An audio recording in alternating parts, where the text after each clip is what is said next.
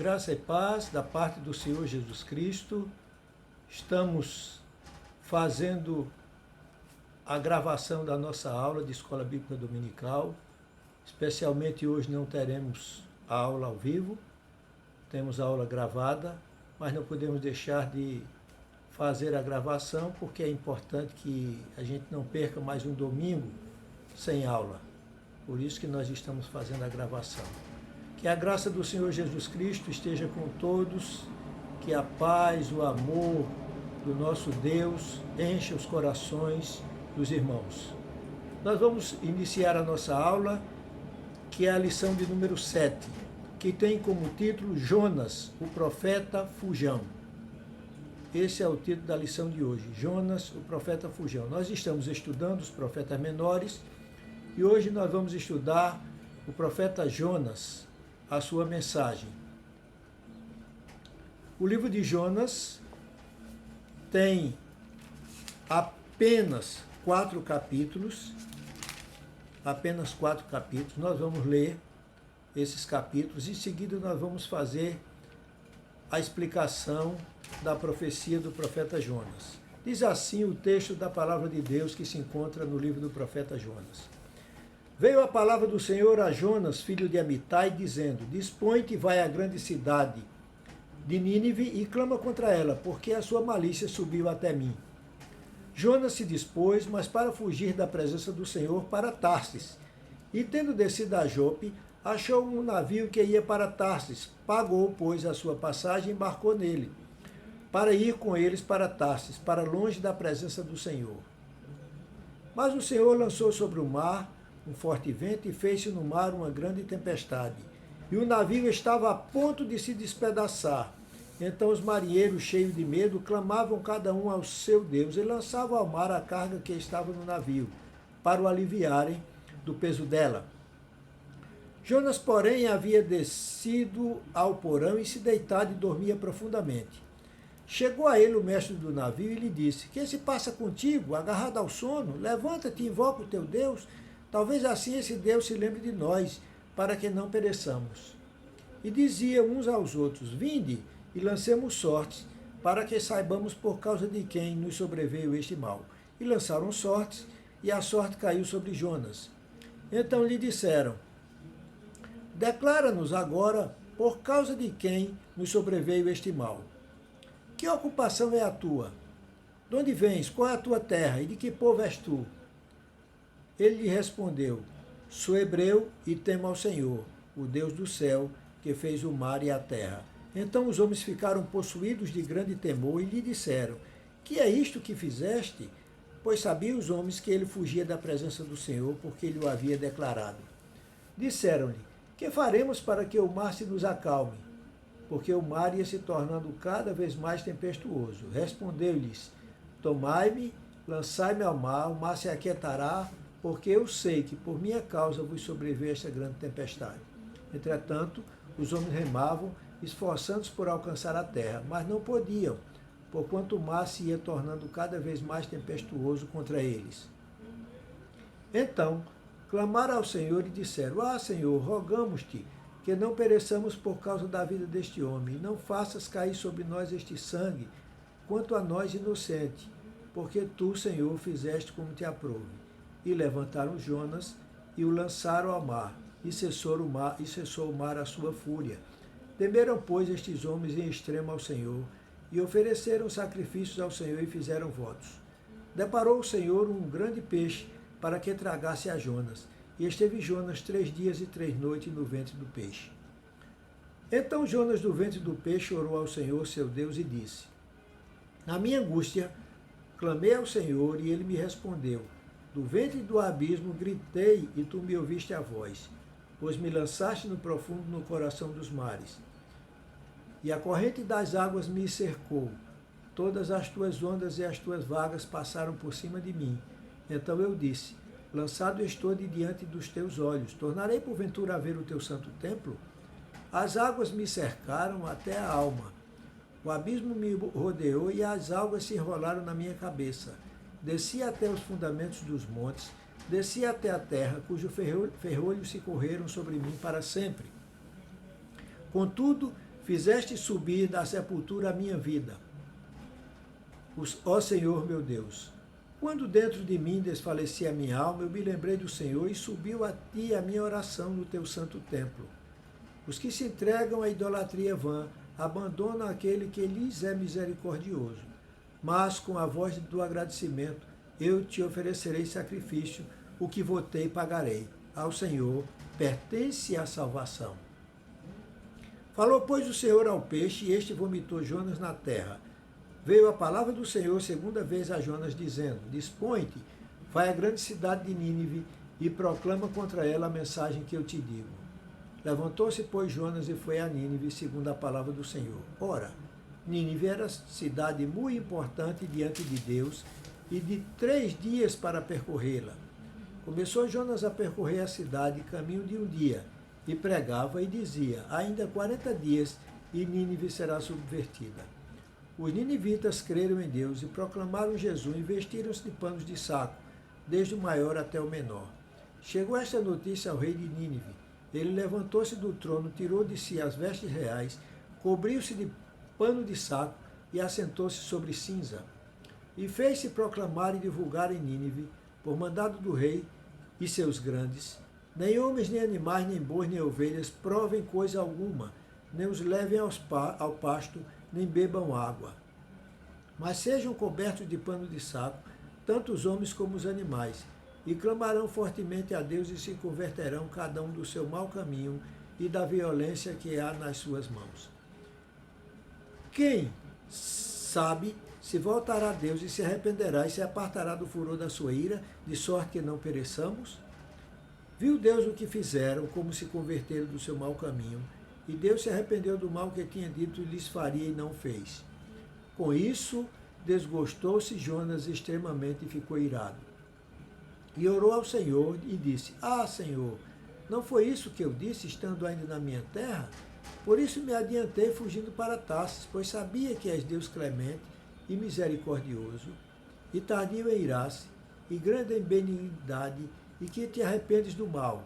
Peço-te, pois, ó Senhor, tira-me a vida, porque melhor me é morrer do que viver. E disse o Senhor, é razoável essa tua ira?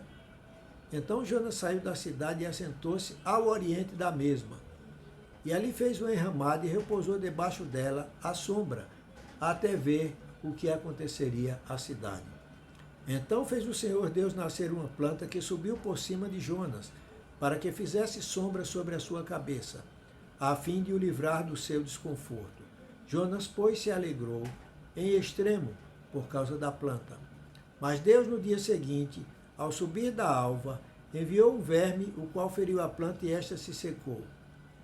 Em nascendo o sol, Deus mandou um vento calmoso oriental. O sol bateu na cabeça de Jonas de maneira que desfalecia, pelo que pediu para si a morte, dizendo, melhor me é morrer do que viver. Então perguntou Deus a Jonas, é razoável essa tua ira por causa da planta? Ele respondeu, é razoável a minha ira até a morte. Tornou o Senhor, tens compaixão da planta que ti não custou trabalho, a qual não fizeste crescer, que numa noite nasceu e numa noite pereceu? E não hei eu de ter compaixão da grande cidade de Nínive, em que há mais de 120.000 pessoas, que não sabem discernir entre a mão direita e a mão esquerda, e também muitos animais? Oremos. Nosso Deus e Pai, graças te damos pela leitura da Tua Palavra, graças te damos por este dia, graças te damos pela vida, pela paz, graças te damos pela saúde e pela família que temos, graças te damos pelo pão de cada dia, ó Pai.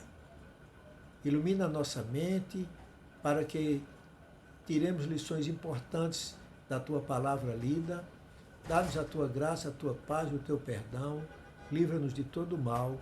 Oramos assim agradecidos em nome de Jesus Cristo, Teu Filho. Amém. Meus irmãos, nós estamos já lida a palavra, estamos agora iniciando a leitura do profeta Jonas, a leitura e a explicação do texto. Claro, o profeta Jonas é um dos profetas menores, é um profeta que trouxe a sua mensagem na época em que o Reino do Norte, que era governado por Jeroboão II, estava ainda no seu esplendor, no tempo da sua opulência, em que havia muitas riquezas e que havia ainda um pouco de temor ao Senhor. O profeta Jonas foi levantado não para falar ao reino, mas para falar ao reino da Síria, a capital Nínive, do reino que estava começando a crescer.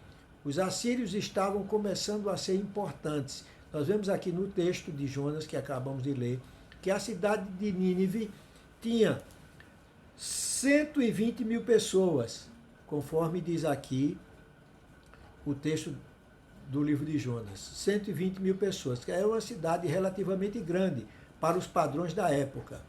Então nós vemos que a cidade de Nínive não era uma cidadezinha pequena, não era uma vila, mas era uma grande cidade.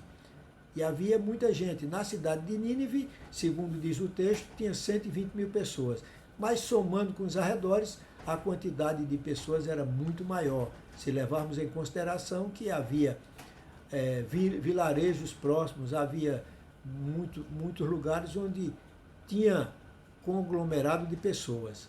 E Jonas foi instado por Deus a falar para essa cidade, para esse povo que era um povo ímpio, era um povo idólatra, mas que Deus usou Jonas para fazer mudança naquela cidade, na cidade de Nínive. E então, meus irmãos, nós vemos o texto da lição nos dizendo, a lição começa chamando a atenção para nós, se nós estamos vivendo da maneira que Jonas viveu. O que é que significa isso? Se nós estamos sendo chamados por Deus para fazer uma obra, para iniciar um trabalho que interessa a Ele, e nós temos fugido da presença de Deus no sentido de não obedecer à sua vontade. O que é que nós estamos fazendo? Onde nós estamos? O que é que essa lição sobre Jonas vai ser importante para nós, no sentido de nós ouvirmos a voz do Senhor e obedecermos a sua palavra? Jonas era um profeta hebreu, profeta nascido lá na Galileia. Ele era da cidade de Gat-Efé. Da cidade de Gat-Efé, uma pequena cidade da Galileia. E ele estava vivendo na Galileia e ele foi mandado profetizar, ou melhor, ele profetizava no Reino do Norte, não no Reino do Sul. O reino ainda estava dividido, como nós sabemos, o reino de Judá e o Reino do Norte, cuja capital era Samaria. E Jonas estava pregando aí. Ele era antecessor do profeta Amós. O tempo de Jonas foi um pouco antes do profeta Amós.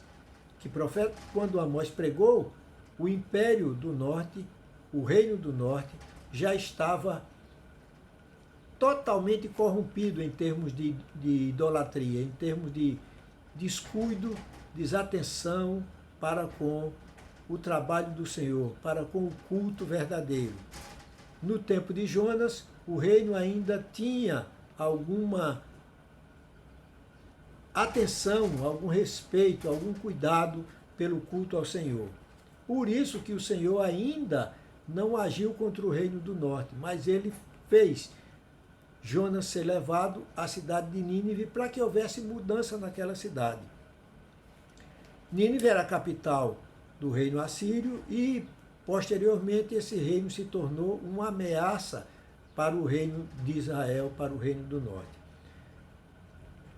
E interessante chamar a atenção de vocês que esse profeta Jonas foi o único do Antigo Testamento que Jesus usou para comparar o sinal de Jonas com o sinal dele, de Jesus Cristo. O sinal de Jonas, 3 dias no ventre do peixe, Jesus iria passar 3 dias no ventre da terra. Então Jesus usou o sinal de Jonas para explicar, para anunciar o que aconteceria com ele próprio. Está escrito lá em Mateus, capítulo 12, versos de 38 a 41, quando Jesus fala a respeito do sinal de Jonas. Então, Jesus usou Jonas como exemplo para o ministério de Jesus Cristo. Tanto Jesus como Jonas nasceram na Galileia. É importante chamar a atenção disso porque os fariseus diziam que da Galileia não sairia nada bom, ou não haveria nenhum profeta nascido na Galileia. Isso está registrado lá no Evangelho de João, no capítulo 7, verso 52, quando eles falando a respeito de Jesus, disseram que da Galileia não se levantava profeta. Mas nós sabemos que Jonas se levantou na Galileia, na cidade de Gat-Hefé. O livro de Jonas é um livro relativamente biográfico. Ele não é uma mensagem direcionada para o povo judeu, não é uma mensagem que traga algo que iria acontecer com o povo judeu. Não é uma mensagem profética para o povo, mas é um exemplo, é um livro que traz a biografia de Jonas e traz o exemplo da vida de Jonas, a conduta de Jonas ante a presença do Senhor. Mas serve de exemplo. Esse livro serve de exemplo, serviu de exemplo para os seus contemporâneos e serve de exemplo ao longo da história até hoje para nós. Mostra também que Deus é o Deus Todo-Poderoso, que pode fazer coisas extraordinárias, que ele pode mudar a vida, a direção de um povo, a direção de uma cidade, como aconteceu com a vida do povo da cidade de Nínive. E também que ele é um Deus de extrema misericórdia. Ele teve misericórdia daquele povo, um povo ímpio, que aos nossos olhos, e aos olhos de Jonas principalmente, só merecia a destruição. E Jonas foi pregar para Nínive quanto a ela ser destruída. Era isso que Jonas esperava, que passados 40 dias, como ele pregou para os ninivitas, Jonas pregou para os ninivitas falando isso, né? Quando Jonas chegou lá em Nínive e passou 3 dias pregando, Jonas disse, ainda está no verso 4 do capítulo 3, Jonas diz, pregava e dizia, ainda 40 dias Nínive será subvertida, ou seja, Nínive será destruída. Essa era a palavra de Jonas naquela cidade. Vocês imaginem um estrangeiro, o inimigo dos assírios, chegar na capital da Síria pelo meio da rua, caminhando e anunciando a destruição daquela cidade. Além de ser uma conduta temerária da parte de Jonas, era também algo impactante, porque veio um hebreu, veio de um povo adversário, falar naquela cidade, para o povo daquela cidade, que a cidade seria destruída em 40 dias. Foi essa a mensagem de Jonas. Aí vamos ver, meus irmãos, em primeiro lugar, o chamamento de Jonas. É o primeiro ponto da nossa lição. Deus chama pessoas de maneira diferente. Isaías recebeu o seu chamamento por meio de uma visão de Deus na sua majestade e santidade. Está lá em Isaías capítulo 6, versos de 1 a 10. Jeremias, quando foi chamado, disse que era criança e que não tinha condições de ser profeta. E disse que era incapaz. Mas Deus deu a ele 2 visões para que ele pudesse saber que Deus o tinha chamado e escolhido para ser profeta. Jonas, ao contrário, recebeu uma ordem de Deus. Não recebeu um chamado para ser profeta, mas recebeu uma ordem de Deus para ir profetizar em Nínive. Não para o povo de Israel, mas para o povo assírio, inimigo do povo de Israel. Jonas recebeu uma mensagem de Deus. Deus diz: clama contra ela, contra a cidade de Nínive, porque a sua malícia subiu até mim. Esse foi o contexto, o conteúdo da lição, da mensagem que Deus passou para Jonas dizer. Deus diz isso no primeiro capítulo, quando Deus chama Jonas e diz a Jonas que vá à cidade de Nínive. Ele diz: dispõe-te, no verso 2 do capítulo 1, vai à cidade de Nínive e clama contra ela, porque a sua malícia subiu até mim. Foi a mensagem que Deus passou a Jonas para que Jonas fosse pregar na cidade de Nínive. Como Jonas, a nossa mensagem é contra o pecado. A mensagem que nós temos a levar às pessoas é contra o pecado. O Evangelho é a grande solução para o problema do pecado. Nós recebemos de Deus também a ordem de ir e pregar o Evangelho a toda criatura. Essa foi a ordem que recebemos do Senhor Jesus Cristo. Jonas recebeu também uma mensagem para ir à cidade de Nínive, pregar contra o pecado, contra a malícia que reinava naquela cidade. Mas Jonas não quis obedecer ao Senhor. Jonas não teve nenhuma intenção de favorecer aquela cidade, aqueles inimigos do povo judeu. Muito pelo contrário, ele buscou fugir da presença do Senhor e desobedecer a sua ordem.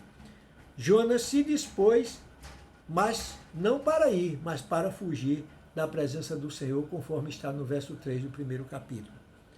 Isso é triste, quando vemos um servo do Senhor fugindo do seu trabalho, dando desculpas, encontrando argumentações falaciosas para negar a missão que Deus lhe confere. A missão de pregar, de anunciar, de mostrar ao mundo que a solução está em Jesus Cristo, que a solução está na pregação do Evangelho e na aceitação de Jesus Cristo como Senhor e Salvador. Só que ninguém é capaz de fugir da presença de Deus. Adão e Eva tentaram fugir da presença de Deus, mas Deus estava presente. Eles não puderam fugir. Deus sabia de tudo, via tudo, conhecia tudo que eles faziam. E Jonas também pensou ser capaz de fugir da presença de Deus, mas não foi possível. Por quê? Porque ninguém se esconde da presença de Deus, como diz o salmista, que quando vai até o abismo, o Senhor está lá também. Se sobe às alturas, o Senhor está presente. Se desce ao abismo, o Senhor também está presente. Onde estiver, a mão do Senhor irá guiá-lo. Da mesma forma para Jonas, da mesma forma para cada um de nós. Será que entre nós há alguém que hoje está fugindo dos propósitos de Deus para a sua vida? Será que está se esquivando de fazer aquilo que Deus preparou e dispôs para que ele faça, atendendo à vontade do Senhor? Se há, é tempo de pensar, é tempo de refletir que não pode fugir da presença do Senhor, nem se esquivar da vontade dele. E Jonas fez isso e não se deu nada bem, porque tentou fugir da presença do Senhor. Quais os motivos da fuga de Jonas da presença do Senhor? A cidade era uma cidade imoral, uma cidade desonesta, uma cidade violenta, uma cidade libertina. Era um povo de ações cruéis contra outras nações, inclusive Israel. Não era um povo agradável, amistoso. Era uma cidade idólatra, era um povo violento e cruel, e era um povo inimigo de Israel. Era uma cidade também muito perigosa para se entrar. Jonas era estrangeiro. Jonas trazia uma mensagem de juízo para aquela cidade. Era essa a mensagem que Jonas recebeu de Deus para levar. Seria fácil ser morto, seria fácil ser eliminado por aquele povo ao entrar naquela cidade. E Jonas estava pronto a pregar para Israel, para o seu povo. Mas pregar para um povo estrangeiro era difícil de aceitar essa ordem. Muito difícil. Ele ficou perplexo ao receber de Deus essa ordem de ir pregar à cidade de Nínive. Para ele, que era judeu, os ninivitas eram lixo.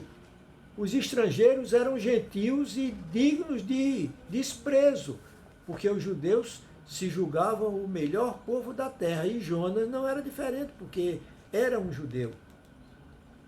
E para ele, segundo o pensamento de Jonas e segundo o pensamento dos judeus, não havia esperança de salvação. A salvação era só para o povo judeu, segundo o pensamento de Jonas e o pensamento daquela época. Mas Deus estava ensinando uma grande lição, que era o cumprimento da promessa que foi feita ao patriarca Abraão. Deus disse a Abraão: em ti serão benditas todas as famílias da terra. Em ti serão benditas todas as famílias da terra. Aí, nessa promessa a Abraão, Deus incluiu os gentios. E incluiu também, logicamente, os ninivitas. Estavam incluídas. Através da descendência de Abraão, os povos iriam ser benditos, iriam receber a mensagem da salvação, iriam se converter dos seus maus caminhos e haveria o perdão de Deus para esses povos. E assim aconteceu. A gente sabe ao longo da história quantos gentios foram alcançados até hoje através da promessa que Deus fez a Abraão. Em ti serão benditas todas as famílias da terra. Quais as consequências da fuga? Jonas pecou contra Deus ao desobedecer. Ele pensou em fugir para Tarsis. Encontrou o navio, pagou a passagem e subiu no navio. Essa fuga para ele era providencial. Ele iria deixar de obedecer a Deus e iria para longe. Estaria livre do compromisso de pregar para o povo assírio, porque Deus não mandou que ele pregasse para Israel, mandou pregar para a Síria. Ele ia para longe e não tinha obrigação de pregar aos assírios. Foi para longe. Mas observe como o ato de Jonas teve consequências para ele e também para aquelas pessoas que estavam em volta dele. Acontece também conosco quando nós rejeitamos a ordem de Deus para fazer alguma coisa. E não só nós, mas os que nos cercam, os que conosco convivem, os que dependem de nós, sofrem as consequências do nosso ato, as consequências da nossa desobediência, tanto na família, quanto na vizinhança, na relação de amizade, no trabalho e na vida em sociedade como um todo. Todos os nossos atos, quando eles são positivos, quando eles são favoráveis, eles trazem consequências positivas para nós e para os outros. Mas quando eles são de rebeldia, de desobediência a Deus, as consequências não atingem só a nós, mas atingem também os que conosco convivem. Por causa do pecado de Jonas, a vida de outras pessoas foi afetada. Observem, os marinheiros e os passageiros que estavam no navio sofreram. passaram momentos de angústia, momentos de terror. Tiveram de se desfazer da carga, jogando fora do navio por causa da tempestade que sobreveio e atingiu o navio onde Jonas estava. E Jonas não estava preocupado com o navio. Foi preciso que os marinheiros o acordassem porque ele estava dormindo no porão. Ele estava no porão do navio e foi chamado e foi instado a orar. Veja que lição ele recebeu dos marinheiros incrédulos. Os ímpios, os idólatras, levantaram Jonas do seu sono e obrigaram Jonas a orar. Chamaram Jonas para orar ao seu Deus, a fim de que o seu Deus pudesse fazer alguma coisa a favor de todos. Nós sabemos que essa consequência que afeta todos tem como exemplo o pecado de Acã, quando pecou e o povo de Israel sofreu derrota. Quando Davi pecou ao fazer o censo que Deus não autorizou, 70.000 pessoas morreram. Isso está lá em 2 Samuel, capítulo 24, de 1 a 17. Cada um de nós pecando pode afetar a vida de muitas pessoas. A minha e a sua desobediência pode afetar a vida de muitos. Portanto, vejamos como agimos diante da ordem dada por Deus para nós. Terceiro lugar, a repreensão de Jonas e o seu arrependimento. Vejam bem, os marinheiros pagãos orando e trabalhando, tentando diminuir a carga do navio, fazendo alguma coisa, implorando aos deuses deles para que as coisas mudassem. E Jonas, dormindo, não estava preocupado com a situação ao redor. Mas foi chamado pelos marinheiros. O que se passa contigo? Agarrado no sono? Foi repreendido por um incrédulo. Levanta-te e invoca o teu Deus. Recebeu o ensinamento de um ímpio, o que deveria ele fazer. E também exigiram dele uma confissão. Declara-nos agora por causa de quem nos sobreveio este mal. Por que eles fizeram isso? Porque eles lançaram sorte, segundo o costume deles, e a sorte caiu sobre Jonas. Jonas era o responsável por aquilo que estava acontecendo. E eles disseram, confessa, fala a verdade. Por causa de quê? Ou de quem nos sobreveio este mal? E Jonas teve de confessar o seu pecado, dizer a eles que Deus havia ordenado uma coisa e ele havia desobedecido. Por causa disso, estava sofrendo as consequências. Ele reconheceu, ele confessou o seu pecado. Disse que foi por causa da sua desobediência que estava acontecendo aquilo com ele e com os demais. Os marinheiros consultaram a Jonas e ele, como profeta de Deus, deu a sentença de morte.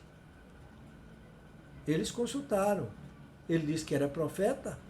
E aí eles disseram, o que é que pode ser feito? O que é que pode ser feito para que Deus, o teu Deus, tenha piedade de nós? É importante notar que Jonas fugiu porque queria a conversão dos pagãos de Nínive. Mas na hora, porque não queria, aliás, a conversão, mas na hora da sua morte, os marinheiros pagãos, que eram semelhantes ao povo de Nínive, temeram ao Senhor e pediram ao Senhor que não jogasse sobre eles a culpa da morte de Jonas, que eles iam atirar ao mar. Vejam que conduta diferente da conduta que Jonas teve em relação a Nínive. Enquanto Jonas não queria que Nínive se convertesse, não teve piedade dos habitantes de Nínive, homens, mulheres e crianças, preferindo que a cidade fosse destruída. Aqui, os homens não queriam a morte de Jonas e não queriam ser tidos por culpados da morte deles, porque ele não tinha feito nada contra eles, apenas tinha feito contra o seu Deus.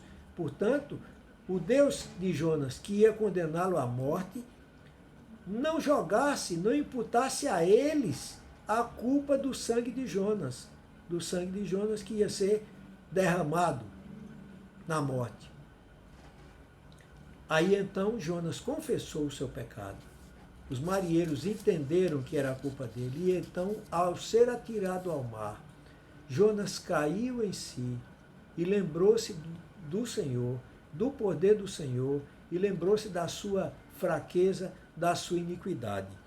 E então Jonas ora a Deus, estando no ventre do peixe, e aí nós vemos o conflito entre os sentimentos que passavam no seu coração na hora da angústia e a fé que ele possuía em Deus. Então observe que aí Jonas caiu em si ao orar e reconheceu o poder e a autoridade de Deus e a sua pequenez, a sua fraqueza. Jonas reconheceu que era o Senhor que estava agindo, quando ele diz: pois me lançaste no profundo. Não foram os marinheiros, mas sim Deus. Jonas estava em depressão de alma ao ser colocado no ventre do peixe. Às vezes crentes correm para psiquiatras por causa de depressão, quando a depressão não é sintoma de doença, mas resultado do pecado.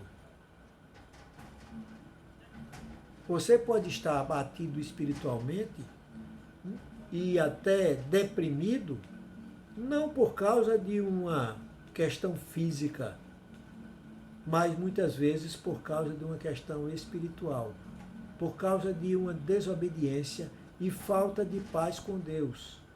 Portanto, é preciso destacar e separar a depressão espiritual da depressão física ou a depressão psicológica. Às vezes a depressão psicológica decorre de um problema de saúde, mas também ocorre a depressão espiritual quando há um conflito entre a paz que deve haver no coração e a guerra por causa da desobediência e do pecado. Jonas estava nesse segundo caso. A depressão dele e o conflito dos sentimentos dele com a fé era por causa da sua desobediência, que Deus estava repreendendo, que Deus estava castigando em Jonas, disciplinando a sua desobediência, o seu demérito. Quando Jonas desceu para Jope, fugindo, não orou ao Senhor. E nem quando surgiu a tempestade. Mas lá no ventre do peixe, quando a situação complicou, quando ele foi apertado até a morte, eu me lembrei do Senhor, disse Jonas. Então se lembrou do Senhor. Aí ele se lembrou do Senhor. E aí a sua oração traz 7 citações dos Salmos. E essas citações, essa lembrança da palavra de Deus, deram a confiança que Jonas necessitava naquele momento para a sua salvação do ventre do peixe. Jonas passou a ter paz com o Senhor quando lembrou-se da palavra de Deus. Contudo, fizeste subir da sepultura a minha vida. Veja a diferença do início da oração para essa passagem do verso 6. Fizeste subir da sepultura a minha vida. E no verso 9, Jonas diz: ao Senhor pertence a salvação. Veja que diferença da conduta de Jonas quando recebeu de Deus a ordem de ir a Nínive e não foi, para agora quando Jonas diz que a Deus pertence a salvação, ao Senhor pertence a salvação. Ou seja, o Senhor poderia salvar a cidade de Nínive, porque a salvação pertence a Ele, não pertencia ao povo judeu e muito menos ao profeta Jonas, que achava que se ele pregasse, o povo ia ser salvo pela sua pregação, e não porque ao Senhor pertencia a salvação. Aqui ele reconhece que a salvação pertence ao Senhor. Aí então o peixe vomitou, Deus providenciou para que o peixe lançasse Jonas em terra. E aí Jonas voltou à vida. A graça de Deus não somente perdoou, mas o pôs novamente na condição de profeta. Deus poderia desprezá-lo, já que ele não atendeu, não obedeceu, procurar outro profeta, levantar outro profeta para fazer a missão. Mas não, Deus levantou Jonas novamente. E aí então, depois de ter experimentado a graça de Deus sendo restaurado, Jonas obedeceu. Deus nos dá uma segunda chance quando nós deixamos de obedecer à sua vontade. Jonas foi assim, recebeu de Deus a graça de ser perdoado e foi obedecer ao Senhor. Deus deu outra oportunidade para Jonas e dessa vez ele obedeceu e aconteceu um grande milagre. Os ninivitas creram em Deus. Não é de estranhar que Deus desse tanto valor à salvação do povo da cidade de Nínive, uma vez que para ele uma alma vale mais que o mundo inteiro. Agora, é importante levar em consideração que Jonas, apesar de ter entendido que a salvação pertencia ao Senhor, apesar de ter compreendido que Deus poderia fazer qualquer coisa que quisesse, porque Ele é o Senhor Todo-Poderoso, Jonas não mudou o seu sentimento em relação aos ímpios, em relação aos incrédulos, em relação aos inimigos, em relação à cidade de Nínive. E ficou desgostoso, porque Deus resolveu salvar o povo de Nínive. Perante a conversão sincera do povo de Nínive, Deus, logicamente, retirou a sua ira correta e justa e os alcançou com misericórdia, com graça. Mas Jonas ficou extremamente desgostoso e irado com a ação de Deus em relação aos ninivitas. E veja que ele estava tão irado que pediu a morte, de tão triste que estava. E era difícil para ele entender a mente de Deus ao demonstrar misericórdia para com o povo ímpio. Deus disse que não havia razão de ele se irar, está aí no verso 4 do capítulo 4. Não havia razão.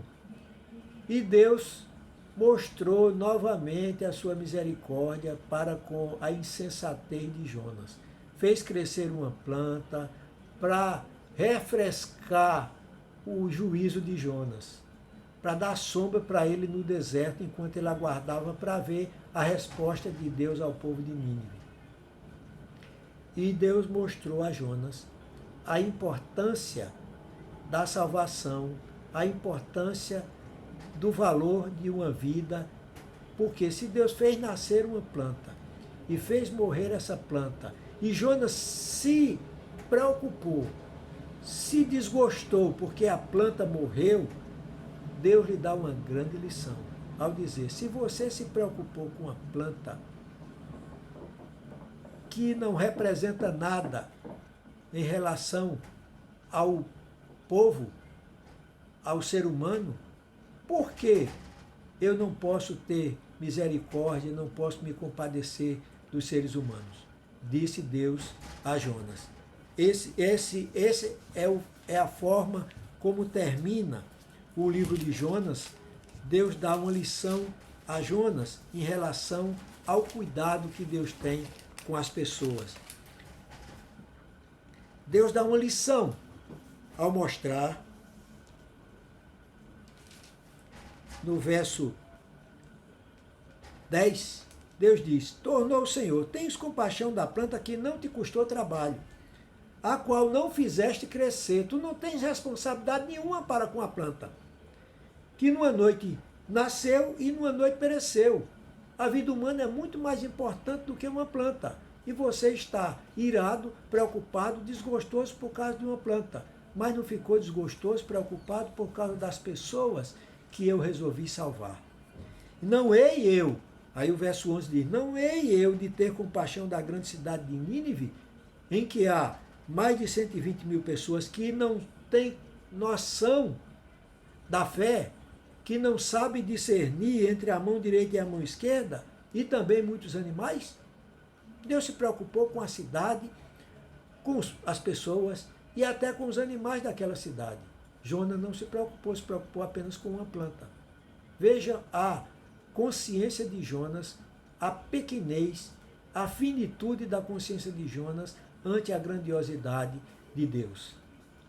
Deus é longânimo para convosco, não querendo que nenhum pereça, senão que todos cheguem ao arrependimento. Será que esse é o nosso desejo também em relação às pessoas? Onde nós estamos neste momento? No centro da vontade de Deus ou na fuga para o abismo e tristeza? Deus está interessado também na salvação do povo da minha cidade. Eu estou fugindo da ordem do Senhor como Jonas? São 3 perguntas. Nós queremos que as pessoas cheguem ao arrependimento e sejam salvos, seja elas quais forem, até nossos inimigos. Será que nós estamos no centro da vontade de Deus em relação a isso? Ou estamos em fuga, buscando desculpas para não evangelizar, para não pregar, para não anunciar o evangelho da salvação às pessoas? Será que eu estou interessado na salvação do povo do Recife? Será que eu estou preocupado em transformar esta cidade numa cidade cristã e não numa cidade de Nínive, que é o que ela parece viver hoje? Temos ou não interesse em pregar para a salvação das pessoas?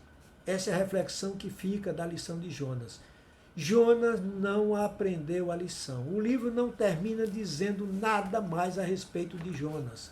Mas nós podemos concluir que Jonas, até o final da história, não entendeu verdadeiramente o propósito de Deus para a vida dele e para a vida dos ninivitas. Mas nós podemos hoje entender qual o propósito de Deus para cada um de nós e para a humanidade. O propósito de Deus é que as pessoas se arrependam, venham ao conhecimento da verdade, mudem de vida, mudem de conduta pecaminosa para a conduta obediente à palavra de Deus e sejam salvas. E nós temos a responsabilidade de fazer ver a essas pessoas, assim como Jonas, mesmo sem querer, fez ao povo de Nínive. Fez com que o povo ouvisse a palavra e, ouvindo a palavra, se convertesse. Nós também, levando a palavra, essa palavra entrando nos corações, o Espírito Santo transforma as mentes e os corações para que haja conversão. O nosso papel é lançar a semente, o nosso papel é pregar, e Deus fará a obra, nos usando e usando a sua graça para a salvação de muitos. Que Ele nos abençoe, nos faça entender assim, nos dê uma semana de paz, oriente os nossos passos no seu caminho e nos livre de todo o mal, perdoando os nossos pecados. Seja assim, para a honra e glória do nome dele. Amém.